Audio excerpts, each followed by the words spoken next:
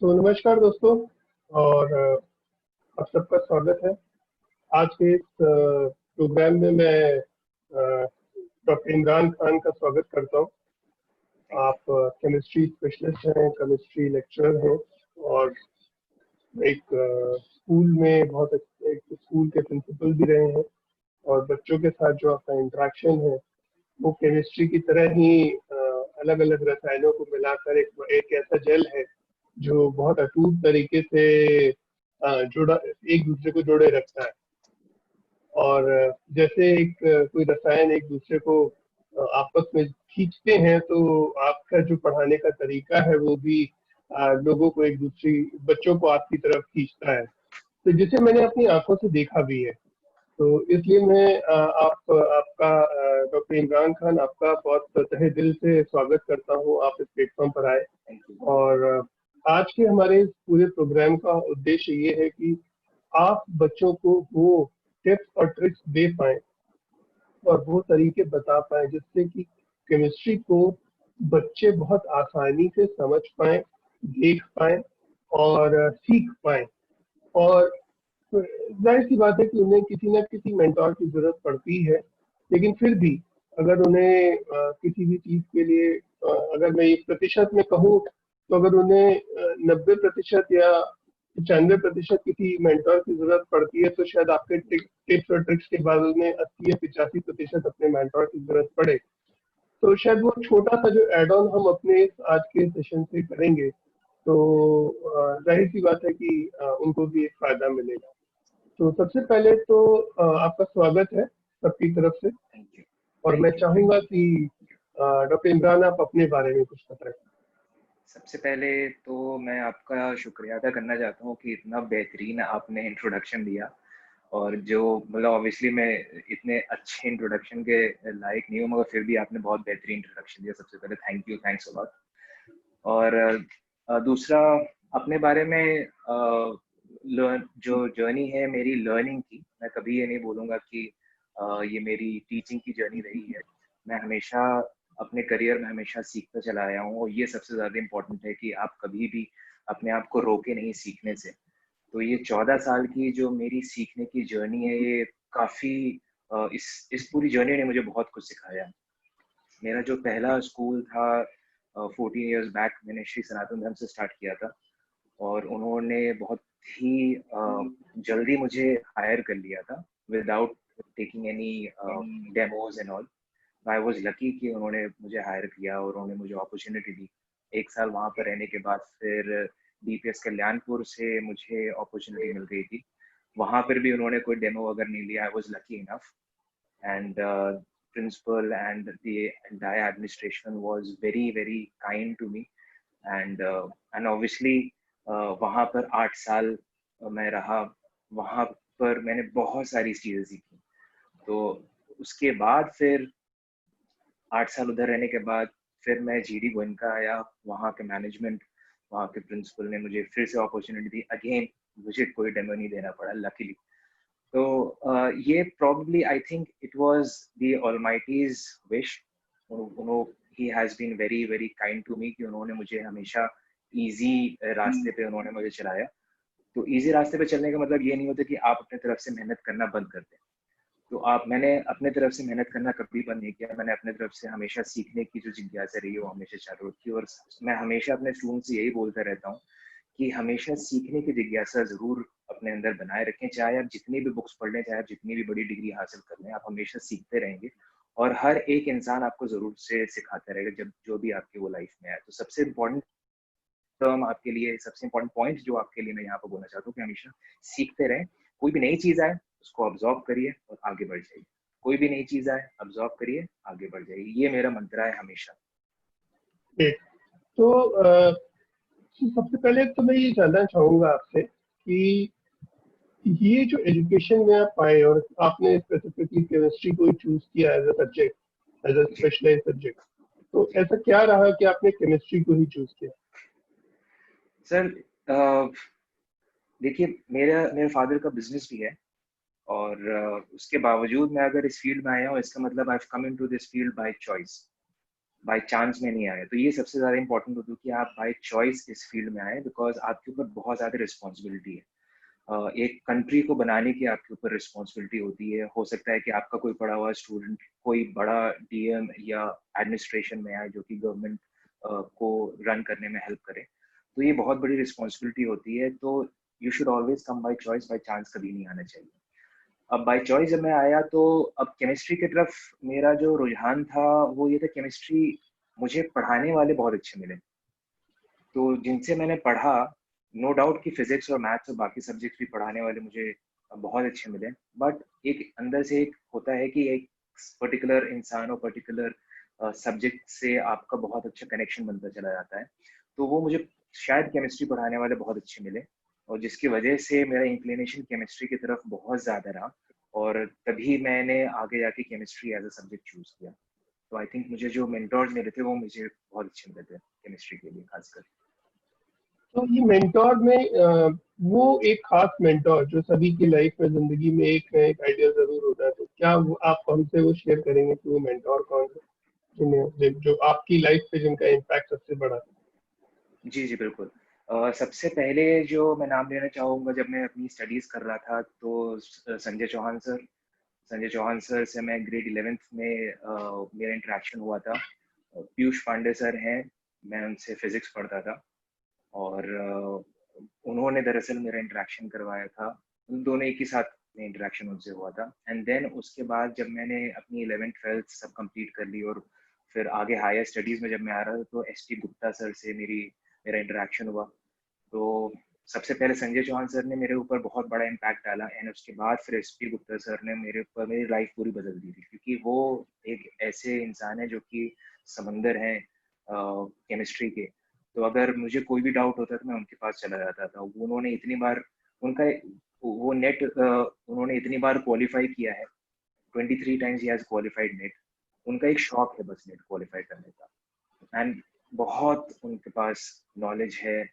तो मैं इन दोनों लोगों को सबसे ज़्यादा क्रेडिट देना चाहता हूँ, जिन्होंने मेरी लाइफ में बहुत ज़्यादा इम्पैक्ट किया है कि मैं केमिस्ट्री की तरफ मेरा इंक्लिनेशन बहुत ज़्यादा बढ़े। तो जब भी हम बच्चों से बात करते हैं और साइंस की बात करते हैं, तो पहले तो एक साइंस बहुत से बच्चों के लिए, मैं सबके लिए नहीं बोलूंगा, बहुत से बच्चों के लिए एक हवा होता है कि अरे जी, साइंस में तुम पढ़ने बैठेंगे तो पता नहीं हम कर पाएंगे नहीं कर पाएंगे। वो जी, क्या चीज है जो आपको लगता है कि बच्चों को, पहली बात कि बच्चों को साइंस ज्वाइन करना चाहिए, और क्या वो टिप है छोटा सा जो अभी हम शुरुआत में आपसे लेना चाहेंगे कि बच्चे केमिस्ट्री को बहुत आसानी से चीजों को समझ पाए? देखिए, साइंस एक ऐसा सब्जेक्ट है जिसमें मुझे ऐसा लगता है कि आप, एक तो you are born to take science, पहली चीज you always born to take science. And दूसरी चीज कि आप अपने आप को ट्रेन कर रहे हैं साइंस लेने के लिए। अब ट्रेनिंग के लिए आपको एक मेंटोर की जरूरत पड़ती है। बॉर्न फॉर अ साइंस, तो वो तो आप फिर साइंस ले ही लेंगे, फिर आपको उसमें कोई रोक नहीं सकता। आईआईटीज में और जो भी बड़े बड़े इंस्टीट्यूशंस है, मैक्सिमम जो स्टूडेंट्स का सिलेक्शन होता है they are born to take sciences. मगर अगर आप ट्रेन करते हैं तो यू नीड प्रॉपर मेंटर्स, जो कि आपको प्रॉपर तरीके से ये बता सकें कि आखिर पढ़ना कैसे चाहिए, सोचना कैसे चाहिए। सो साइंस में अगर आपको अपने आप को ट्रेन करना है तो आपके पास सिर्फ एक क्वेश्चन होना चाहिए, व्हाई। कभी भी आप कोई कॉन्सेप्ट आपको मिले तो आप सीधे सीधे इसमें पूछिए व्हाई। अगर आप हर एक क्वेश्चन के बाद व्हाई लगाते जाएंगे तो आप उसकी गहराई में चलते चले जाएंगे, और जब तक आप साइंस में गहराई में नहीं आएंगे तब तक आपको साइंस समझ में नहीं आएगी, आपको साइंस इंटरेस्टिंग नहीं लगने वाली। केमिस्ट्री में अगर आ जाते हैं, तो केमिस्ट्री में मैं हमेशा अपने स्टूडेंट से बोलता हूँ कि दो चीज़ों पे हमेशा ध्यान दीजिए। सबसे पहले केमिस्ट्री को विजुअलाइज करने की कोशिश करिए। आपको स्टूडेंट को प्रॉब्लम यही होती है कि वो दरअसल विजुअलाइज नहीं कर पाते केमिस्ट्री, क्योंकि वो एटम को उसने कभी देखा नहीं है। फिजिक्स वो देखा हुआ, फिजिक्स वो देख सकता है कि एक प्रोजेक्टाइल मोशन है, आप बॉल को फेंक रहे हैं तो एक प्रोजेक्टाइल मोशन बना रहा है। तो आप फिजिक्स को विजुअलाइज कर सकते हैं। केमिस्ट्री को आप विजुअलाइज नहीं कर सकते, बिकॉज आपने कभी एटम्स को नहीं देखा, आपने मॉलिक्यूल्स को कोलाइड होते हुए कभी नहीं देखा। बस आपने ये देखा है कि पहले ये कलर था सोल्यूशन का और ये हो गया सोल्यूशन का कलर, या उसमें से एफरवेसेंस या फिर कोई गैस उसमें से निकल रही है। वो क्यों निकल रही है, मॉलिक्यूल कैसे कोलाइड कर, आपने कभी इसको देखा नहीं है, तो इसलिए केमिस्ट्री थोड़ी सी डिफिकल्ट हो जाती है विजुअलाइज करने में। मगर मैं स्टूडेंट से ये बोलता हूँ, आप अपने दिमाग में एक ऐसा इमेज बनाइए, ये अज्यूम करिए कि मॉलिक्यूल कोलाइड कर रहे हैं, कोलिजन के बाद ये बॉन्ड टूट रहा है एंड देन उसके बाद ये गैस इवॉल्व हो रही है, तो आप उसको विजुअलाइज करिए। तो मेरा सबसे पहला काम होता है स्टूडेंट्स को विजुअलाइज करवाना कि केमिकल रिएक्शन दरअसल हो कैसे रही। एंड दूसरी चीज मैं हमेशा ये बोलता हूँ कि chemistry is just like mathematics, you need to practise it a lot. तो अगर आपने विजुअलाइज किया और आपने उसको अगर पेपर पे नहीं लिखा तो आपकी पूरी विजुअलाइजेशन बेकार चली जाएगी।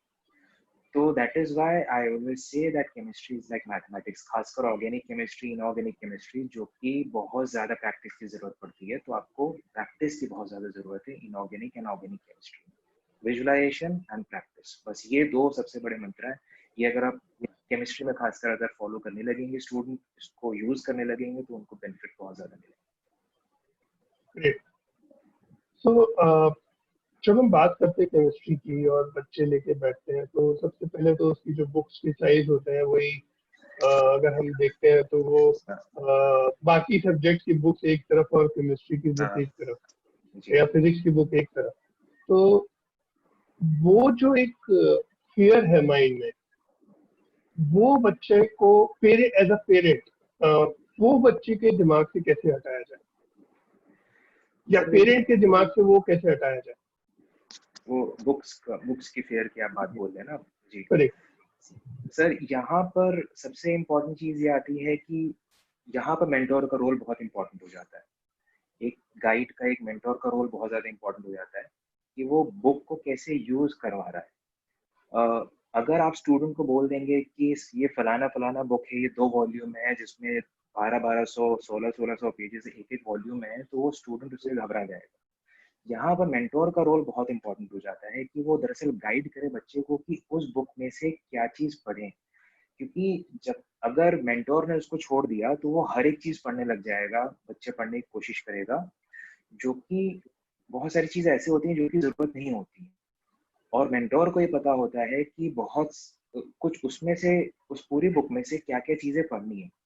तो मेंटोर अगर उसको गाइड कर दे कि हाँ यही बुक्स, ये उस बुक में से यही टॉपिक्स आपको पढ़ने हैं, क्वेश्चंस पे ज्यादा फोकस करना है, ज्यादा ज्यादा क्वेश्चंस करें, तो आई सपोज कि उससे ज्यादा हेल्प होगा। तो यहाँ पे मेंटोर का बहुत ज्यादा रोल है कि वो गाइड करे बच्चे को कि बुक से कौन कौन से टॉपिक्स पढ़ने हैं एंड क्वेश्चंस कैसे लगाने हैं।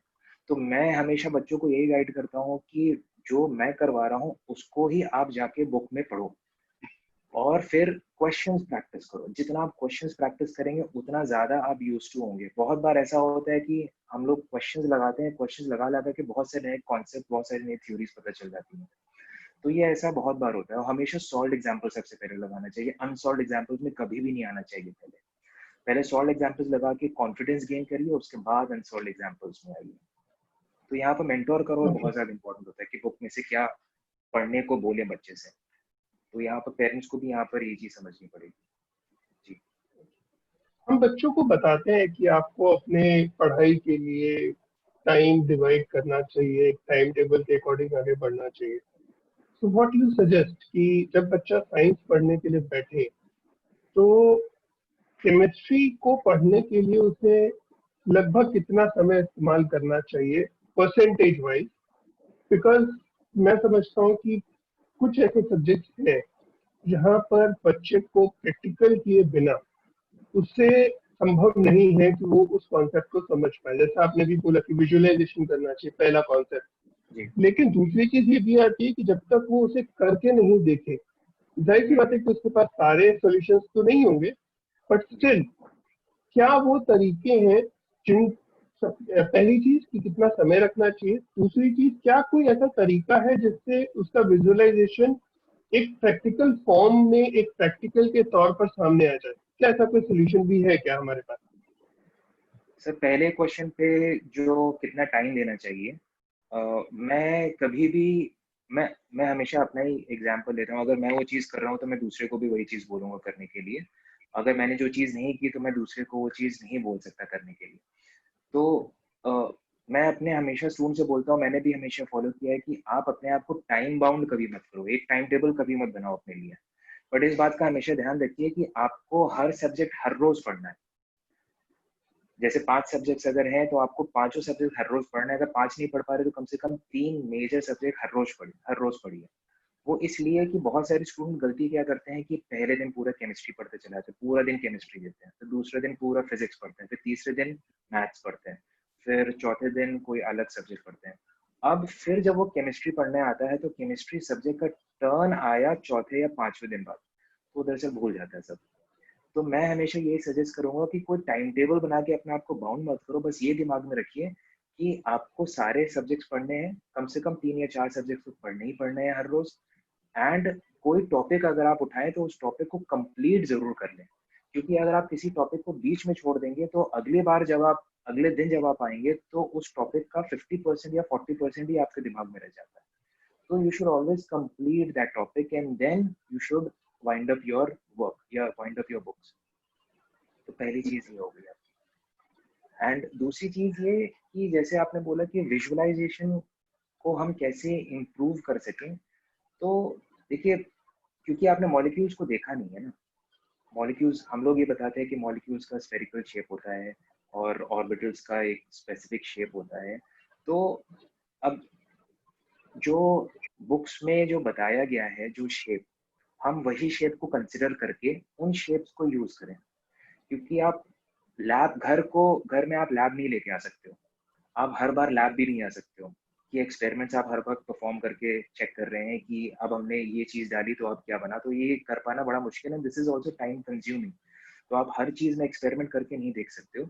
मगर जब आप बुक्स पढ़ो, यहीं पर अब बुक्स का भी बहुत ज्यादा इंपॉर्टेंट रोल आ जाता है कि बुक्स में जो शेप्स एंड डायग्राम्स बनाए हैं आप उन डायग्राम्स को दिमाग में फिट करिए, फिर उनको आगे यूज करिए रिएक्शंस को करवाने में और रिएक्शन को कंप्लीट करने में, बॉन्ड्स को तोड़ने में। ये सारी तो बुक से हेल्प लेनी चाहिए यहाँ पर शेप्स वगैरह को डिसाइड करने में, शेप्स को दिमाग में रखने में। कहते हैं कि केमिस्ट्री में पीरियोडिक टेबल का बहुत बहुत अहमियत होती है।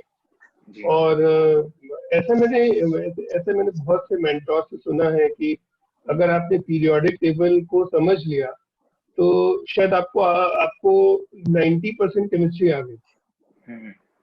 तो आप क्या समझते हैं, अगर पहली चीज आप इस बात से कितना सहमत हैं वो अगर आप हमें शेयर करें, और दूसरा आप अगर हमें ये बता पाए कि बच्चे उस पीरियोडिक टेबल को किस तरह से तैयार करें कि वो पीरियोडिक टेबल उनके लिए आसान हो जाए। जी, अब मैं आपको एक मजेदार बात बताऊं कि मुझे पीरियोडिक टेबल याद ही नहीं है। सिर्फ 30 एलिमेंट्स तक मुझे पीरियोडिक टेबल याद है। मुझे कभी जरूरत भी नहीं पीरियोडिक टेबल याद करने की, क्योंकि किसी भी एग्जामिनेशन में आप उठा लीजिए, कहीं पर भी जाइए, वो पीरियोडिक टेबल दे देते हैं। पीरियोडिक टेबल को याद करके टाइम क्यों बर्बाद करना हर एक एलिमेंट्स का। मगर हाँ, पीरियोडिसिटी जो होती है, कौन से एलिमेंट मतलब जो पीरियोडिक प्रॉपर्टीज होती हैं, वो उसका क्या ट्रेंड है ये पता होना जरूरी है। वो ट्रेंड पता होना जरूरी है कि अगर हम ऑक्साइड का ट्रेंड देख रहे हैं तो उसकी एसिडिक कैरेक्टर या बेसिक कैरेक्टर, वो ट्रेंड पता होना जरूरी है। मगर कौन से एलिमेंट कहाँ पर है ये पता होना, ये पीरियोडिक टेबल याद करना, ये बिल्कुल भी जरूरी नहीं। मैंने आज तक कभी याद नहीं किया। आप कोई भी कंपटीशन उठा लीजिए, वहां पर हमेशा पीरियोडिक टेबल दे देते हैं। तो पीरियोडिक टेबल याद करके टाइम बर्बाद करना तो मैंने आज तक कभी नहीं किया। मुझे सिर्फ 30 तक ही याद है, उसके आगे कभी जरूरत भी नहीं पड़ी। जरूरत पड़ी तो फोन में सबके है, ये तो आपको एग्जामिनेशन देने जाइए, वहां पर पूरी पीरियोडिक टेबल वो लोग देते हैं। इनफैक्ट नेट के एग्जामिनेशन में भी देते हैं, आईआईटी के एग्जामिनेशन में भी, तो सब में वो लोग पीरियोडिक टेबल देते हैं। तो याद करने की जरूरत नहीं है, बस जो ट्रेंड्स हैं उनको समझना बहुत ज्यादा जरूरी है। याद नहीं करना, उनको समझना है, राइट। अगर एसिडिक प्रॉपर्टी ऑफ ऑक्साइड्स की बात कर रहे हैं तो उस ट्रेंड को समझना है कि आखिर ये ट्रेंड ऐसा हो क्यों रहा है। अगर ऊपर से नीचे आ रहे हैं पीरियोडिक टेबल में, तो अगर ऑक्साइड की प्रॉपर्टी चेंज हो रही है तो ये प्रॉपर्टी चेंज क्यों हो रही है ये जानना जरूरी है। चेंज हो गई, आप उस प्रॉपर ट्रेंड को आप कितनी देर तक दिमाग में रख लेते। अगर आपको याद करना है तो आप उस ट्रेंड को ज्यादा देर तक दिमाग में नहीं रख सकते। आपको वो चीज समझनी पड़ेगी। याद मत करिए, समझिए केमिस्ट्री। तो ट्रेंड को समझना जरूरी, पीरियोडिक टेबल याद करनी जरूरी। तो थैंक यू। और आगे बढ़ते हैं। तो मैं ये जानना चाहूंगा कि अगर हमारे पास, हम पीरियोडिक टेबल को तो याद नहीं रख रहे हैं, हम ट्रेंड्स को याद रख रहे हैं। अब बहुत से ऐसे ट्रेंड्स होते हैं जो कि हमें प्रैक्टिकल के साथ में ही उसके सॉल्यूशंस मिलते हैं। अब जैसा अभी हम लोगों ने भी डिस्कस किया कि सबके लिए संभव नहीं है कि हर समय वो लैब में जाए या लैब उनके पास लैब का सारा सोल्यूशन उनके पास घर पे अवेलेबल हो। तो क्या हम टेक्नोलॉजी की मदद से ऐसा कुछ देख सकते हैं या ऐसी कोई फैसिलिटी टेक्नोलॉजी में अवेलेबल है कि हम केमिस्ट्री के जो एक्सपेरिमेंट्स है या आपने जैसे बात करी कि ट्रेंड्स वो हम देख पाए, रिएक्शंस को हम देख पाए? सर आजकल स्कूल्स में जैसे स्मार्ट क्लासेस आ गई हैं, एड्यूकॉम है और एक दो और हैं, अब मैं नाम बोल रहा हूँ उनका।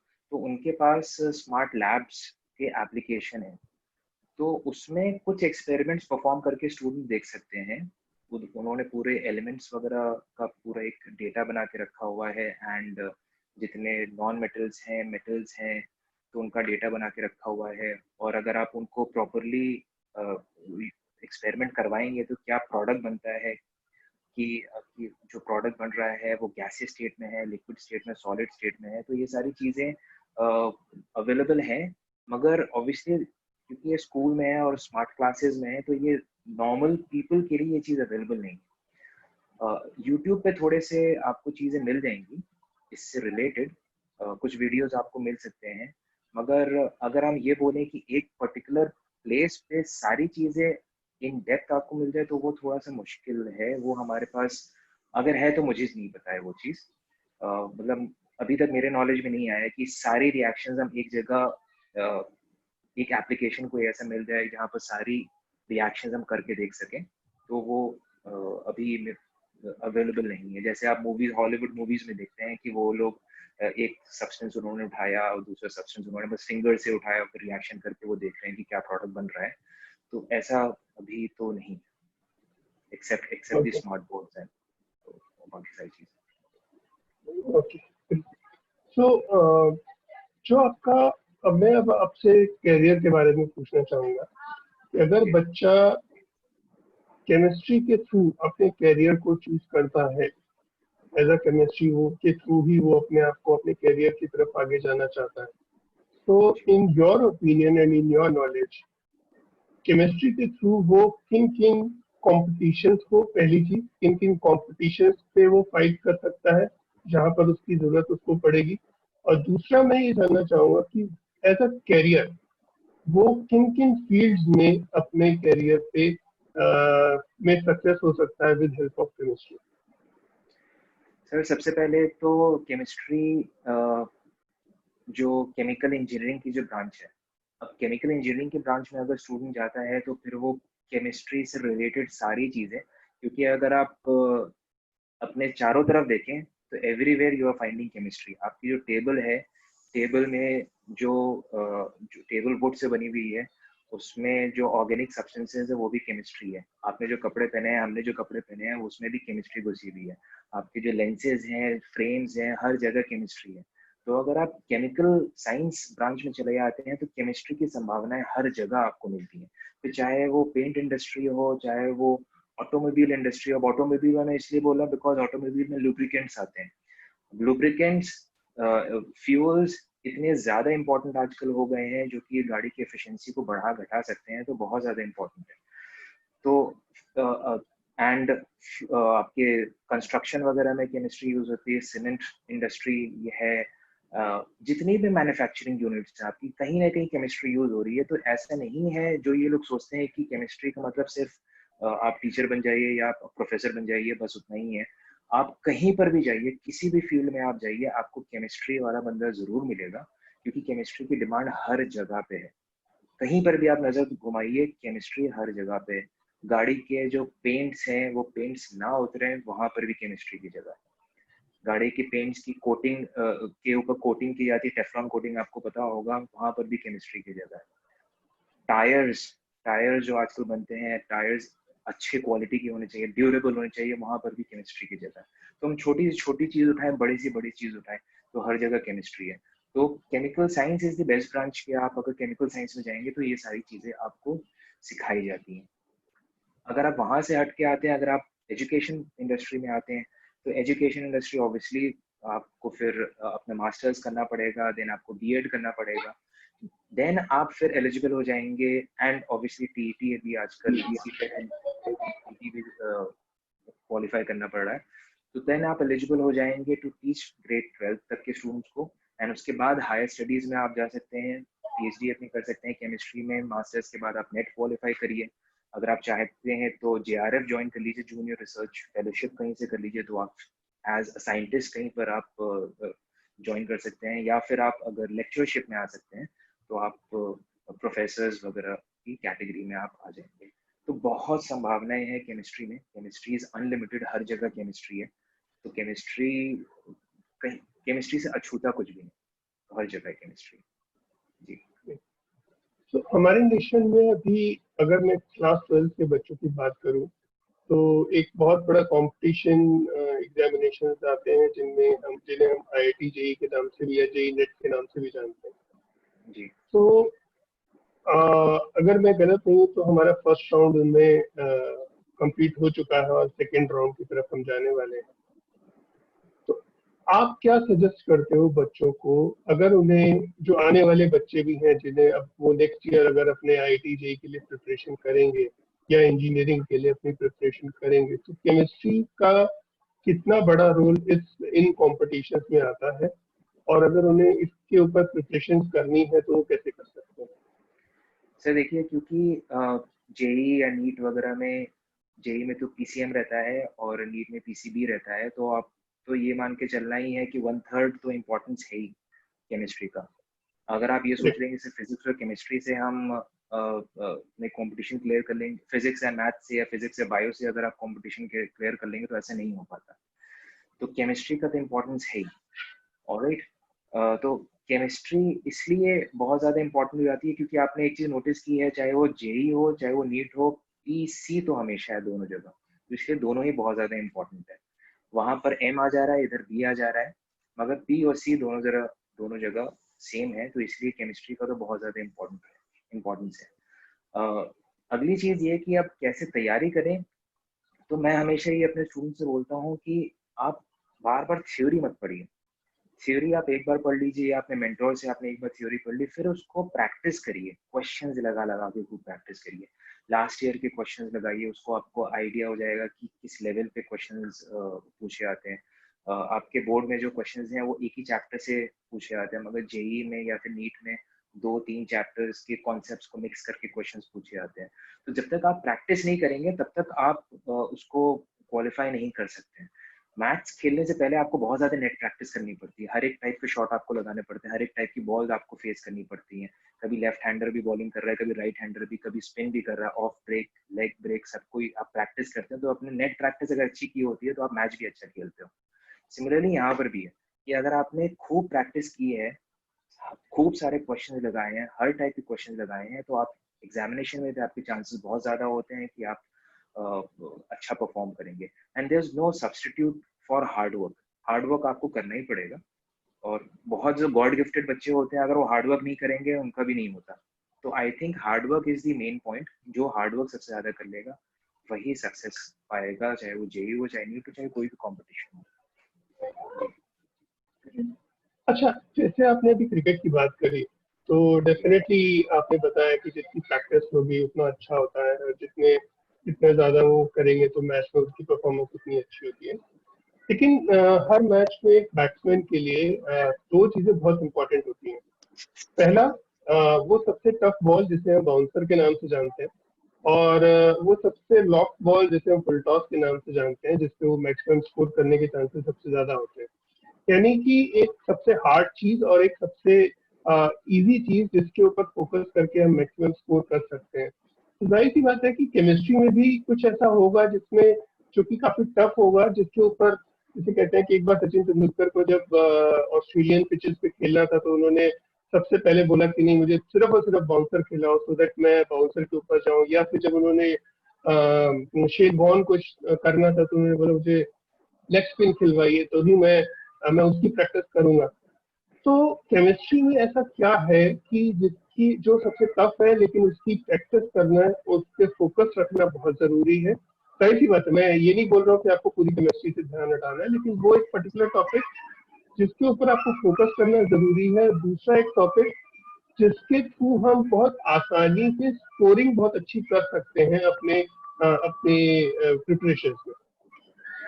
सर जो आपने अभी क्वेश्चन पूछा ना, उसी में जो आपने अभी बताया उसी में उसका आंसर भी है कि आप सिर्फ सचिन तेंदुलकर देखें, आप दूसरे बैट्समैन भी देखें, तो सबकी प्रिपरेशन अलग अलग होती है। जैसे सचिन तेंदुलकर जब ऑस्ट्रेलिया में गया तो उसने बाउंसर्स की प्रैक्टिस की। Ricky Ponting on the other hand, क्योंकि वो ऑस्ट्रेलिया का है तो उसको बाउंसर्स बड़े अच्छे लगते हैं, तो वो दूसरे टाइप की बॉल्स को वो प्रैक्टिस करता था। तो आई थिंक यहाँ पर अलग अलग स्टूडेंट की अलग अलग स्ट्रेंथ होती है, अलग अलग वीकनेसेस होती है। तो यहाँ पर स्टूडेंट को अपनी वीकनेसेस पे ज्यादा वर्क करना चाहिए। अब जैसे मैं अपने बारे में बोलूँ तो मुझे इनऑर्गेनिक केमिस्ट्री थोड़ी टफ लगती थी, तो इनऑर्गेनिक केमिस्ट्री पे मैंने बहुत वर्क किया। कुछ स्टूडेंट को ऑर्गेनिक केमिस्ट्री बहुत टफ लगती है, तो वो स्टूडेंट ऑर्गेनिक केमिस्ट्री पे ज्यादा वर्क करें। जिनको फिजिकल केमिस्ट्री टफ लगती है वो फिजिकल केमिस्ट्री पे ज्यादा वर्क करें। तो ये अलग अलग स्टूडेंट के हिसाब से ये डिपेंड करता है कि उसकी क्या नीड है, उसकी क्या कमजोरियां हैं, उसकी क्या स्ट्रेंथ है। स्ट्रेंथ को ऑब्वियसली हमेशा और शार्पन करते रहें, उसको और इम्प्रूव करते रहें, मगर अपनी कमजोरियों पे हमेशा वर्क करते रहना चाहिए। अब अगर मैं अभी बोल दूं आपसे कि ऑर्गेनिक केमिस्ट्री बहुत ईजी आती है, बहुत स्कोरिंग आती है, मगर कुछ स्टूडेंट होते हैं ऑर्गेनिक केमिस्ट्री उनको नहीं समझ में आती है, तो वो स्ट्रगल कर जाते हैं ऑर्गेनिक केमिस्ट्री में। अगर मैं अभी आपसे बोल दूं कि इनऑर्गेनिक केमिस्ट्री बहुत ईजी रहती है एंड फिजिकल केमिस्ट्री बहुत टफ होती है, या फिजिकल केमिस्ट्री थोड़ी सी डिफिकल्ट हो जाती है, तो वही अगले स्टूडेंट के लिए इनऑर्गेनिक ईजी हो जाएगी और फिजिकल टफ हो जाती है। तो आई थिंक ये स्टूडेंट के ऊपर, इंडिविजुअल स्टूडेंट के ऊपर डिपेंड करता है कि वो किस ऑर्गेनिक केमिस्ट्री के किस पार्ट को वो डिफिकल्ट समझता है, किस पार्ट को वीक समझता है। स्टूडेंट को सबसे अच्छा पता होता है कि उसका क्या वीकनेस है, उसकी क्या स्ट्रेंथ है, तो स्टूडेंट को उसके हिसाब से ही काम करना चाहिए। मेरी वीकनेस हमेशा से इनऑर्गेनिक केमिस्ट्री रही है, इसलिए मैंने इनऑर्गेनिक केमिस्ट्री में बहुत वर्क किया। फिजिकल और ऑर्गेनिक, ऑर्गेनिक मेरा सबसे अच्छा था, ऑर्गेनिक मैंने और शार्पन की। फिजिकल इंटरमीडिएट था, इनऑर्गेनिक बहुत वीक थी, तो मैंने इनऑर्गेनिक केमिस्ट्री में बहुत वर्क किया। अब जो मेरे सर हैं एसपी गुप्ता सर, उनकी इनऑर्गेनिक केमिस्ट्री बहुत स्ट्रांग है, उनकी फिजिकल केमिस्ट्री स्ट्रांग है, वो अपनी ऑर्गेनिक में थोड़ी मेहनत करते हैं। तो वो डिपेंड करते हैं इंडिविजुअल के ऊपर। I think individual should decide कि उसको किस पार्ट पे ज्यादा मेहनत करनी है, किस पार्ट को उसको शार्पन करना है, तो ये इंडिविजुअल डिसीजन होना चाहिए जी। तो हम अपने लास्ट सेक्शन की तरफ बढ़ रहे हैं, तो मैं आपसे चाहूंगा कि आप उन पेरेंट्स को, एज अ पेरेंट, आप क्या सजेस्ट करना चाहेंगे? क्योंकि अगर हम बात केमिस्ट्री की करते हैं तो हालांकि science as a subject 6th 7th 8th में चलता है, और 9th ऑनवर्ड कुछ बोर्ड्स के अंदर जाकर वो सेपरेट होता है पीसीएम में। जी बट 6 से ही एक नींव पढ़नी शुरू हो जाती है, हालांकि उससे पहले भी पढ़ती है ईवीएस के थ्रू, बट 6 से थोड़ा सा बेसिक स्टार्ट हो जाता है। जी तो आप क्या, एज अ पेरेंट को आप क्या सजेस्ट करना चाहेंगे कि पेरेंट, एज अ पेरेंट, उन्हें किस तरह से किन चीजों पर फोकस करना चाहिए ताकि बच्चे की, जाहिर सी बात है कि हर पेरेंट बच्चे को केमिस्ट्री नहीं पढ़ा सकता, लेकिन आसपास की कुछ चीजों को इस्तेमाल करते हुए वो बच्चों को मोटिवेट करे या उनको बताए, जो घर में आसपास की चीजें हैं उनके थ्रू बच्चों को बताए कि ये एक केमिस्ट्री रिएक्शन है या केमिस्ट्री का एक्सपेरिमेंट है, या इसके अंदर ये केमिस्ट्री इन्वॉल्व हो रही है, जैसा भी आपने मेंशन किया टेबल के लिए, क्लोथ्स के लिए। ऐसी क्या चीजें हैं, बेसिक चीजें, जो कुछ 5 पॉइंट्स ऐसे जो बच्चे को बताया जा सकता सर, जो मैं करता हूँ, मेरे मेरे भतीजे हैं, तो मैं उनके साथ हमेशा ये करता हूँ कि मैं कभी भी अगर उनके साथ रहता हूँ तो हर एक चीज मैं उनसे बोलता हूँ, सिर्फ केमिस्ट्री तक ही इनको कन्फाइन नहीं रखता, बिकॉज हमें as a science, as a whole subject उनको, उनका इंटरेस्ट डेवलप करना है। तो अगर हम सिर्फ केमिस्ट्री तक ही कन्फाइन कर दें तो वो हो सकता है एट अ अर्ली एज वो कंफ्यूज हो जाए, या फिर उनका फिजिक्स, बायोलॉजी एंड दूसरे सब्जेक्ट्स के लिए उनका इंक्लिनेशन कम हो जाएगा। तो शुरुआत में, अब क्योंकि मैं केमिस्ट्री वाला इंसान हूँ, टीचर हूँ, तो इसलिए मुझे पता है कि ये यहाँ पर केमिस्ट्री हो रही है। बट एक जो नॉर्मल पेरेंट है, जो कि एजुकेशन फील्ड से रिलेटेड नहीं है, एक पर्टिकुलर सब्जेक्ट से रिलेटेड नहीं है, तो उसके लिए बड़ा मुश्किल हो जाएगा ये बताने के लिए कि इसमें केमिस्ट्री क्या लग रही है, स्पेसिफिक केमिस्ट्री क्या लग रही है।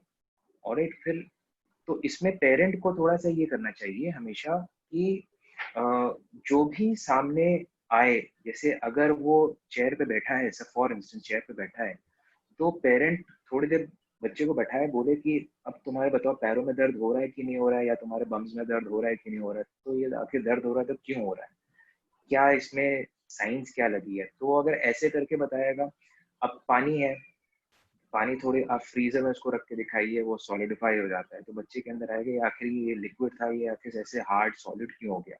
फिर उसको आप गर्म करके दिखाइए तो उसमें से वेपर्स बनेंगे। पानी को आप जमीन पे छोड़ दीजिए, थोड़ी देर बाद वो पानी गायब हो जाएगा। तो ये थोड़ा सा आप ये आपको एक एनवायरनमेंट घर में ही बनाना पड़ता है, और मैं पेरेंट्स से ये सजेस्ट करूंगा कि आप घर में ही एक एनवायरनमेंट बनाएं, ताकि बच्चा एक्सपेरिमेंटल एनवायरनमेंट की मैं बात कर रहा हूँ, ताकि बच्चा उस एग्जाम्पल्स को देखे और उससे सीखे, उसके अंदर एक जिज्ञासा पैदा हो कि आखिर ये चीज हो गई तो क्यों हो गया, अचानक पानी कहाँ गायब हो गया, राइट। अगर ये वॉशिंग मशीन चल रही है तो आखिर ये क्यों चल रही है, जो एसी अगर चल रहा है तो आखिर एसी क्यों चल रहा है, what is the science behind it. अब घर में एसी चलता रहता है, बच्चे भी अपना आराम से रहते हैं, वो सोचते नहीं कि आखिर एसी यहाँ पर क्यों चल रही है, एसी ठंडा कैसे कर रहा है, वो बिल्कुल भी उसमें सोचता नहीं है। रिमोट से अगर एसी को हम कंट्रोल कर रहे हैं तो आखिर ऐसे रिमोट में क्या है, और एसी में ऐसा क्या कनेक्शन है जो कि एसी में ऐसा क्या कनेक्शन है जो कि रिमोट को कनेक्ट कर दे रहा है एसी से।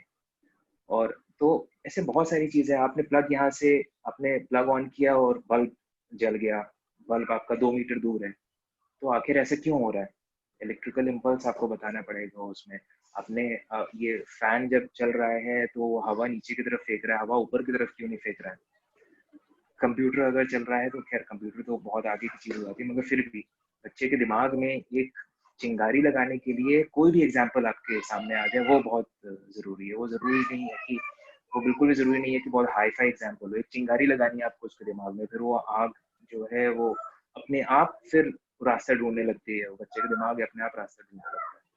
तो इसमें हमेशा एक एनवायरनमेंट, एक एक्सपेरिमेंटल एनवायरनमेंट एक बनाना बहुत ज्यादा जरूरी है बच्चे के लिए। और ये पेरेंट कहीं पर भी कुछ भी लेके बना सकता है, कोई ऐसे जरूरी नहीं है कि स्पेसिफिकली उसको कुछ एफर्ट अपने तरफ से करना पड़े। अगर अगर वो चेयर नीचे गिरा रहा है, पेरेंट अगर बच्चे के सामने ही चेयर को नीचे गिरा दे तो उसमें बोल सकता है कि मैंने ऐसे क्या किया कि चेयर नीचे गिर गई, नीचे क्यों गिरी, वो ऊपर क्यों नहीं चली गई। अगर आप चल रहे हैं, आप क्या नाम है ऑयली सरफेस आप एक बना दीजिए, तो ऑयली सरफेस पे आप चल के दिखाइए, ऑयली सरफेस पे आप नहीं चल पाएंगे ठीक से, वैसे रफ सरफेस आप इजीली चल पाएंगे। तो आप एक्सपेरिमेंटल कंडीशन बना रहे हैं कि रफ सरफेस पे हम क्यों इजीली चल पाते हैं, ऑयली सरफेस पे इजीली क्यों नहीं चल पाते हैं। सोप है, बहुत सारी चीज है, बहुत सारी चीजें जो कि डे टू डे लाइफ में पेरेंट अगर उनको इनकलकेट करे, बच्चे के साथ उसको यूज करे, बच्चों को एक्सप्लेन करे, तो आई होप वो बहुत ज्यादा हेल्प करेगा बच्चों को। वो एक चिंगारी बस लगानी होती है बच्चे के अंदर, फिर उसके बाद देखिए there is no stopping for the child. जी। सो आई थिंक हमने बहुत सारी बातें करी और बहुत सी चीजें, बहुत सी जानकारियां आपके थ्रू मिली, और आई एम श्योर जितने भी लोग इस वीडियो को देखेंगे और हमें सुनेंगे तो उनको एक नई गाइडेंस मिलेगी, एक नई रोशनी मिलेगी और एक तरफ हो जाएंगे। हो सकता है कि अभी बहुत से ऐसे तरीके हों जो हमसे भी बेहतर हो और लोगों के पास उसकी वो पेडागॉजी जरूर अवेलेबल होगी। बिल्कुल तो बट हम ये नहीं कहेंगे कि क्योंकि जैसा कि इस दुनिया का रिवाज है, इस दुनिया में एक बहुत मशहूर कहावत है कि कुछ भी परफेक्ट नहीं है। जी। जाहिर सी बात है कि हम वो सारे परफेक्ट सोल्यूशंस को यहाँ पर नहीं देते, ना हम क्लेम करते हैं कि हम 100% सोल्यूशन यहाँ पर दे रहे हैं। बट आई एम श्योर कि जितनी भी बातें हमने करी हैं उससे मुझे भी बहुत सी चीजें जानने को मिली हैं आज। और चलते चलते मैं आपसे लास्ट बात पूछना चाहूंगा कि आप बच्चों को, जो हमारे 11th 12th के बच्चे, जो स्पेशली 12th के बच्चे जो अब पास आउट हुए हैं अभी रिसेंटली, और जो 11th के बच्चे अब अपने 12th बोर्ड के लिए जाने वाले हैं, उनके लिए आप क्या कहना चाहेंगे? अभी इस प्रेजेंट सिचुएशन को देखते हैं कि in general? In general, because अब उनके सामने एक नया कैरियर है। जी। तो पहले तो मैं चाहूंगा कि आप क्लास 12th के लिए बताएं जो अभी पास आउट होके निकले हैं, फिर आप मुझे बताएं कि क्लास 11th के बच्चे जो 12th में जा रहे हैं तो वो क्या खास तैयारी कर सकते हैं अपने कैरियर के लिए। देखिए जो बच्चे अभी 12th से पास आउट हुए हैं तो उनको तो हमेशा एक देखिए फील्ड तो बहुत सारी हैं, मगर सबसे इम्पोर्टेंट चीज ये है कि आपको किस फील्ड में जाना है। बच्चे को किस फील्ड में जाना है, ये सबसे ज्यादा इम्पोर्टेंट है। ऑलराइट, कि अगर मेरा मन है कि मैं इंजीनियरिंग में जाऊं और मैं अगर मेडिकल फील्ड की तैयारी कर रहा हूं तो मैं कभी भी सक्सेस नहीं हासिल कर पाऊंगा। ऑलराइट, अब क्योंकि मैंने अपने साइंस मैंने ले ली है और मैंने मैथ से कंप्लीट किया है अपना 12th, तो अब आगे आके ये भी जरूरी नहीं है कि मैं इंजीनियर ही बनूं। मैं हो सकता है कि मैं एजुकेशन फील्ड की तरफ मेरा ज्यादा इंक्लिनेशन। तो मुझे ऐसा लगता है कि स्टूडेंट को खुद असेस करना चाहिए। स्टूडेंट सबसे अच्छा जज होता है कि वो क्या कर सकता है, क्या वो नहीं कर सकता है। स्टूडेंट कंफ्यूज तब होने लगता है जब वो अपने चारों तरफ एग्जाम्पल्स देखता है। पेरेंट्स जब तमाम तरीके के एग्जाम्पल्स बताते हैं कि हमारे जो दोस्त हैं उनके बच्चा फलाना फलाना जगह चला गया है, और हमारे जो घर में ही जो कजन्स होते हैं वो फलाना फलाना जगह चले गए। तो यहाँ पर बहुत ज्यादा स्टूडेंट कंफ्यूज होने लगता है। फिर स्टूडेंट अपने दिमाग से नहीं सोचता, स्टूडेंट दूसरे दिमाग से सोचने लगता है। आखिरकार एक बात स्टूडेंट को हमेशा समझनी चाहिए कि स्टूडेंट को करना है ये चीज। It is his life, it is his career, तो उसी को सब करना है। कोई दूसरा आके उसकी जगह नहीं एग्जाम देगा, नहीं एंट्रेंस देगा, नहीं वो 4 या 5 साल स्पेंड करेगा इंजीनियरिंग या कोई भी जो फील्ड में वो चूज कर रहा है। तो I think student is the best जज हियर। तो स्टूडेंट को खुद समझना चाहिए कि अगर वो मैथ्स लेके पास आउट हो रहा है तो वो इंजीनियरिंग लाइन में जाना चाहता है, या फिर वो एजुकेशन लाइन में जाना चाहता है, या फिर वो एमबीए करना चाहता है, बीबीए या एमबीए करना चाहता है, या फिर वो मास कॉम करना चाहता है। तो ये स्टूडेंट को डिसाइड करना चाहिए। मैं कभी भी स्टूडेंट को फोर्स नहीं करता कि आप इसी फील्ड पे जाओ। वो मेरे दिमाग से सोचेगा, वो पेरेंट के दिमाग से सोचेगा। आखिरकार स्टूडेंट को ही करना है, तो student should be held responsible, student should be given the responsibility. हाँ, पेरेंट्स ऐसे बोलते हैं कि हमने हमारे एक्सपीरियंस से सीखना चाहिए। दूसरे लोग बोलते हैं कि जो पास आउट हो गए होते हैं, या मैं भी मेरे जैसे लोग हैं, तो हमारे एक्सपीरियंस से सीखना चाहिए। एक्सपीरियंस आप शेयर करिए, मगर एक्सपीरियंस को थोपिए नहीं बच्चे के ऊपर। तो वो फिर बच्चा खुद नहीं सोच पाएगा। अगर आप एक्सपीरियंस बस शेयर करिए उनके साथ कि हाँ ये सारी चीजें हुई थी, फिर बच्चे को सोचने दीजिए। बच्चे उस एक्सपीरियंस से गेन करेगा, वो अपने आप को देखेगा कि वो क्या कर सकता है क्या नहीं कर सकता, उसके बाद वो आगे जाके डिसीजन ले। तो चाहे जो भी स्ट्रीम में बच्चा पास आउट हुआ हो, चाहे वो कॉमर्स हो, चाहे साइंस हो, चाहे ह्यूमैनिटीज हो, मैं यही हमेशा आपसे बोलूंगा कि आप अपने हिसाब से आगे की लाइन चूज करिए जो जिसमें आपको इंटरेस्ट आए। आप कभी भी जॉब पे जब भी आप जाएं तो आपको रिग्रेट ना हो कि काश मैंने वो लाइन चूज कर ली होती तो मैं उस जगह पे आज होता। तो ये रिग्रेट कभी आपको नहीं होना चाहिए। तो इसलिए टेक योर टाइम, वो हमेशा अपनी लाइन खुद चूज करिए।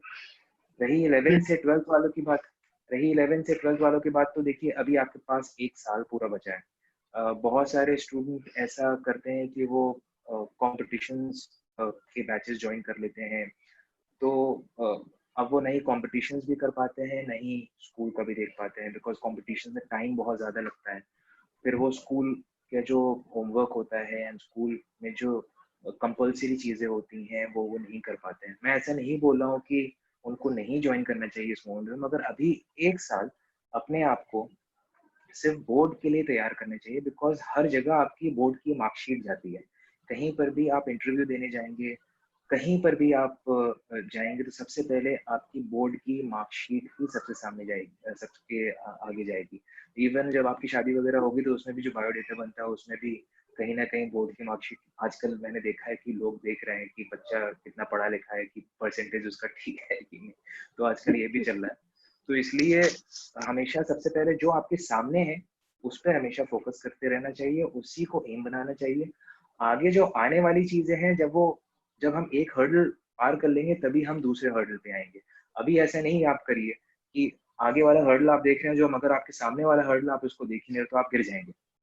चांसेस है कि आप गिर जाएंगे जरूर, ठीक है। मगर बहुत सारे ऐसे बच्चे हैं जो कि उसको आगे वाला हर्डल भी क्रॉस करते हैं, दूसरा वाला हर्डल भी क्रॉस करते हैं, बट बहुत ही वो लिमिटेड है, राइट। तो यहाँ पर मेरे तरफ से ये सजेशन होगा कि आप हमेशा एक एक हर्डल क्रॉस करिए। सामने वाले हर्डल को मत देखिए, दूसरे तीसरे हर्डल को मत देखिए। जो आपके सामने सबसे पहला हर्डल है that is boards, specially for grade 11। तो सबसे पहले बोर्ड्स पे कॉन्सेंट्रेट करिए, उसके बाद जाके अपना कॉम्पिटिशन्स का कोई भी आपको तैयारी करनी है तो आप करिए। तो first you should concentrate on your boards first. जी, थैंक यू। लास्ट क्वेश्चन आपसे ये है कि अभी जो हमारा पेंडेमिक सिचुएशन चल रहा है, पेंडेमिक सिचुएशन में हमारे सामने हमारे बहुत से बच्चे जो ऐसे हैं जो डेफिनेटली ऑनलाइन क्लासेस के थ्रू तो अपने टीचर्स के साथ जुड़े हुए हैं, पर फिर भी उनकी माइंड में एक ही चीज चल रही है कि हमारी छुट्टियां चल रही हैं because schools are not available, right, schools are not open. तो एज ए टीचर आप उन सब बच्चों को क्या मैसेज देना चाहेंगे, चाहे वो क्लास 6 के हों, चाहे वो क्लास 7 के हों, चाहे वो क्लास 12 के हों, उन सब बच्चों को आप क्या मैसेज देना चाहेंगे इस छुट्टियों को, आगे आने वाले समय जितना भी है बचा हुआ जिसमें हमारे वापस से स्कूल खुलेंगे, जो अभी हालांकि नियर फ्यूचर में तो इमीडिएट नियर फ्यूचर में तो नहीं दिख रहा है, शायद थोड़ा सा उसमें भी और समय लगेगा वापस से स्कूल ओपन होने में। तो आप क्या सजेस्ट करेंगे उन बच्चों को, और कि वो अपनी पढ़ाई पर कैसे ध्यान दें और क्या क्या चीजें वो कर सकते हैं? सर, ये जो एक टाइम है हमारा जो अभी जा रहा है, ये एक हिस्ट्री में बहुत बड़ा टाइम है। ये नहीं पहले किसी ने एक्सपीरियंस किया, नहीं आगे, खुदा ना खास्ता नहीं आगे कभी ऐसा टाइम आए। तो ये एक हिस्ट्री में हम लोग हैं जो कि ये हमेशा बुक्स में लिखी जाएंगी और हम लोग इसके गवाह होंगे कि हमने ये टाइम देखा और हमने बाय गॉड्स ग्रेस हमने इस टाइम को इजीली क्रॉस किया। तो स्टूडेंट को ये चीज़ समझनी चाहिए कि obviously school buildings are close but schools are functioning, schools teachers are working. शायद मुझे ऐसा लगता है कि स्कूल टीचर्स के ऊपर और ज़्यादा अभी रिस्पॉन्सिबिलिटी है, क्योंकि उनको ऑनलाइन क्लासेस भी लेनी है, उनको वीडियोस भी अपलोड करने हैं, उनको वर्कशीट्स भी बनानी है। क्योंकि बहुत सारे स्टूडेंट जो अटेंड नहीं कर पाते हैं तो टीचर्स वर्कशीट बना के या अपनी क्लास की जो भी उन्होंने डिस्कस किया उसको टाइप करके वो लोग ग्रुप्स पे अपलोड करते हैं। मैंने देखा है बहुत सारे टीचर्स ऐसे करते हुए। तो teachers are working a lot and online classes के अलावा अभी कोई ऑप्शन भी नहीं है आपके स्टूडेंट्स के पास। तो जो ऑप्शन आपके पास है उसको सबसे अच्छे तरह से यूज करिए, क्योंकि ये टाइम आगे चलता चला जा रहा है। बोर्ड एग्जामिनेशन आगे होगा ही होगा, उसके लिए वो कभी भी कैंसिल आउट नहीं होने वाला, ठीक है। और तो जब जो चीज कैंसिल नहीं हो रही है तो हमें उसके लिए प्रिपेयर करना चाहिए। एक मिनट दीजिए प्लीज, एक मिनट मैं जरा वो कर, ये एडिट करना पड़ेगा। ओके, सो ये जो बोर्ड का जो एग्जामिनेशन है ये खत्म नहीं होंगे, ये डिसॉल्व नहीं होंगे, तो आपको पढ़ाई तो करनी ही करनी है और इसके अलावा और कोई ऑप्शन नहीं है आपके पास कि आप ऑनलाइन क्लासेस लें। ऑलराइट, जितना देखिए आपको अपनी तरफ से एफर्ट बहुत ज़्यादा करना पड़ेगा। टीचर जो है वो लिमिटेड एफर्ट ही कर पाएगा, क्योंकि जब आप देखिए सिचुएशन थोड़ी सी डिफरेंट ज़रूर है, क्योंकि जब आप स्कूल जाते थे तो teacher was there next to you, standing next to you to look after your work and everything. मगर अभी स्टूडेंट को सारी चीज़ें खुद करनी पड़ रही है, तो स्टूडेंट के ऊपर एक्स्ट्रा रिस्पॉन्सिबिलिटी आ गई है अपने करिकुलम को पढ़ने में, सारा काम कंप्लीट करने में।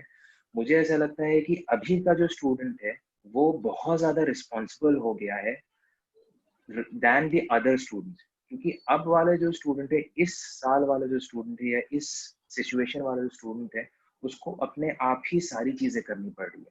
उसको घर में भी हेल्प करना पड़ रहा है, उसको अपनी पढ़ाई भी खुद करनी पड़ रही है, सारी चीज़ उसको खुद करनी पड़ी, कोई हेल्प करने वाला उसको नहीं है। तो मुझे ऐसा लगता है कि अभी का स्टूडेंट ज़्यादा स्ट्रांग है और ज़्यादा रिस्पॉन्सिबल है।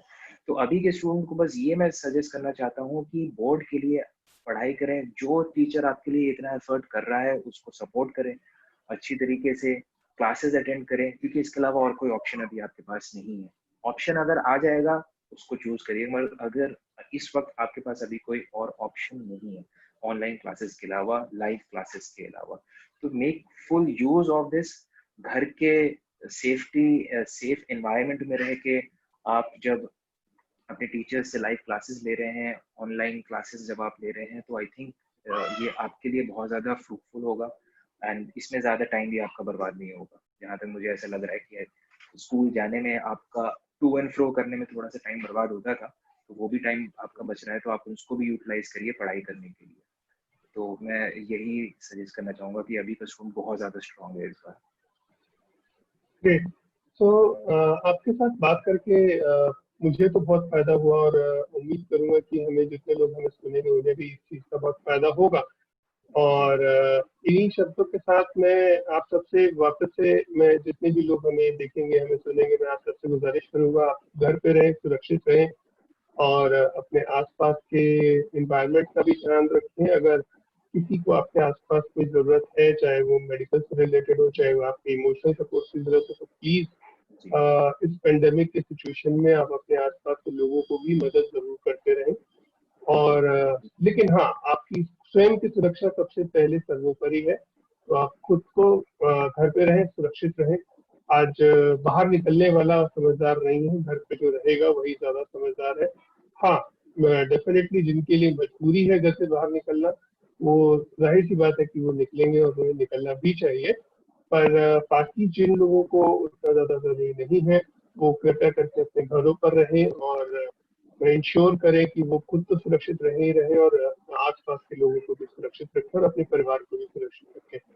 तो इन्हीं शब्दों के एक साथ बात मैं आप में सबका एक जी बात में जी जी ऐड जी करना चाहता था यहाँ पर कि आजकल कुछ ऐसा हो गया है कि वीडियो बनाने का आजकल बहुत ज्यादा क्रेज आ गया है। तो अब ये भी हो गया है कि जैसे अगर कोई आप उनके किसी के मोहल्ले में अगर कोई कोविड-19 टेस्ट हो रहा है तो लोग उसकी वीडियोस बना रहे हैं, फिर उसको वायरल कर लें। प्लीज मैं आपसे सबसे निवेदन करता हूँ कि ऐसा ना करें। ऐसी ह्यूमिलिएशन होता है। जी हमें सबकी हेल्प करनी है, जैसे अभी सर ने बोला हमें सबकी हेल्प करनी है, और ऐसे करके हम हेल्प नहीं कर रहे हैं, हम उनको ह्यूमिलिएट कर रहे हैं। तो अगर ऐसा ना करें, फिर से निवेदन कर रहा हूँ, ऐसा ना करें। ऑलराइट, और जिनको भी ये मैसेज पहुंच रहा है तो प्लीज ऐसा ना करें और सबकी हेल्प करें। एक दूसरे से जितना आप हाथ मिला के, हाथ पकड़ के एक दूसरे का रहेंगे, उतना ही मजबूत हम लोग आगे जाके निकलेंगे इस पैंडेमिक से। जी बिल्कुल। और जाहिर सी बात है कि ऑल्दो ये तो बहुत सभी जगह का अपने पेंडेमिक से बहुत ही खराब सिचुएशन बन रही है, पर फिर भी हमने हमारे कानपुर एजुकेशन फ्रेटर्निटी में जो अभी कल ही एक हमें एक लॉस मिला है, वो शायद इरिपेरेबल है। और जी तो इसलिए आप सभी लोग अपने अपने घरों में सुरक्षित रहें और सब लोग सेफ रहें। मैं इन्हीं शब्दों के साथ इमरान जी, आपका भी बहुत बहुत धन्यवाद थैंक करता यू, हूँ थैंक यू, और सभी थैंक यू मुझे बच्चों टाइम को और देने सभी के लिए। पेरेंट्स को शुभकामनाएं। आप लोग अपने घरों पर रहें, सुरक्षित रहें। धन्यवाद।